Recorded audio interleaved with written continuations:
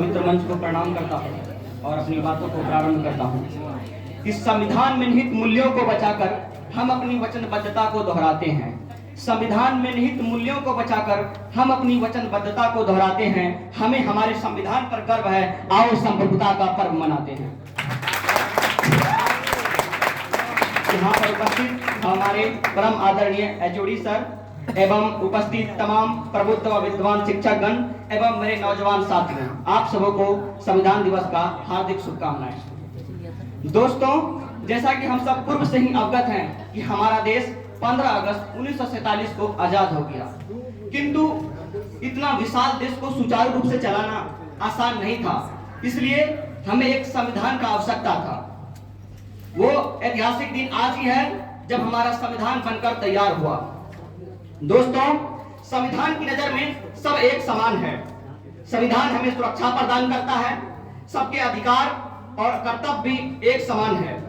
इसलिए मैं कहना चाहूंगा कि आदमी आदमी में कोई भेद नहीं, हर भारतवासी की प्रतिष्ठा हो। आदमी आदमी में कोई भेद नहीं, हर भारतवासी की प्रतिष्ठा हो।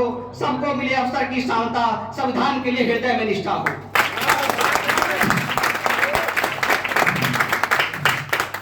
दोस्तों, सन 1946 में भारत को कैबिनेट मिशन के तहत अपना संविधान बनाने का अवसर प्राप्त हुआ।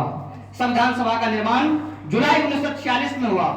शुरुआत में कुल इनके सदस्यों की संख्या 389 से, जिनमें से 292 ब्रिटिश प्रांत से थे, 93 देसी रियासत से थे और 4 चीफ कमिश्नरी से थे।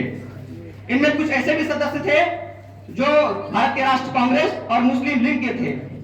दोस्तों, संविधान सभा का प्रथम बैठक 9 दिसंबर 1946 को हुआ, जिसमें सर्वसहमति से डॉक्टर सचिदानंद सिन्हा जी को अस्थायी अध्यक्ष बना दिया गया। संविधान सभा का दूसरा बैठक 11 दिसंबर 1946 को हुआ, जिसमें कि डॉक्टर राजेंद्र प्रसाद जी को सर्वसहमति से अस्थायी अध्यक्ष बनाया गया, किंतु मुस्लिम लीग ने इस संविधान सभा का बहिष्कार किया। यह सिलसिला आगे बढ़ा। संविधान सभा का तीसरा बैठक 13 दिसंबर 1946 को हुआ, जिसमें पंडित जवाहरलाल नेहरू जी ने एक उद्देश्य लाया, जिनमें उन्होंने बताया कि हमारा संविधान का स्वरूप किस प्रकार से होगा। और इस प्रकार 12 जनवरी 1947 को सर्वसहमति से यह प्रस्तावना पास हुआ और हमारा संविधान का निर्माण कार्य आरंभ हुआ। संविधान निर्माण में 13 समितियों का गठन किया गया। इसमें हर समिति को अपना अपना काम होता था, ताकि संविधान को अच्छी तरीका से निर्माण किया जाए। इनमें से कुछ समितियां इस प्रकार से है: सलाहकार समिति, संचालन समिति, प्रांत समिति, संघ समिति, प्रारूप समिति। प्रारूप समिति कुल 7 सदस्य थे, जिनका अध्यक्षता डॉक्टर भीमराव अंबेडकर साहब जी कर रहे थे।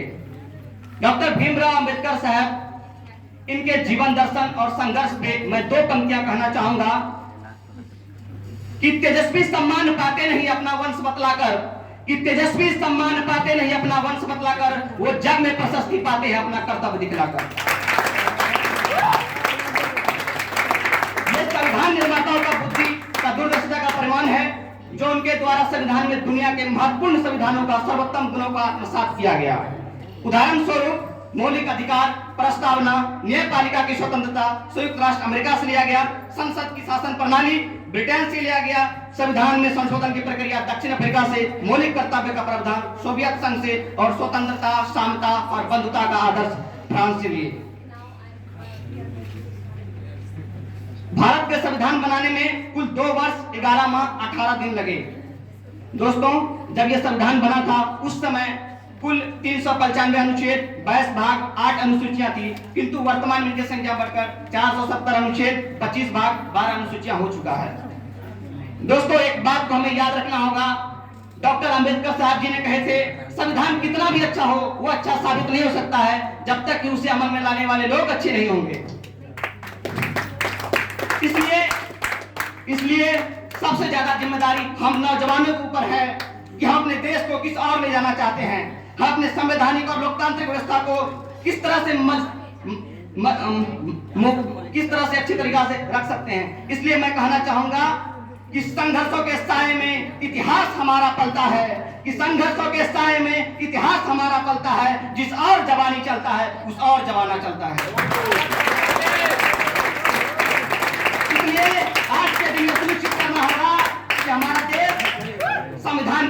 चले, जब संविधान रहेगा तो लोकतंत्र बचेगा, और जब लोकतंत्र रहेगा तो हम लोग सुरक्षित रहेंगे।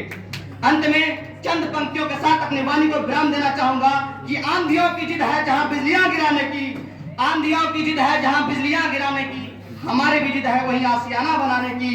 आंधियों की जिद है जहां बिजलियां गिराने की, हमारे भी जिद है वहीं आशियाना बनाने की।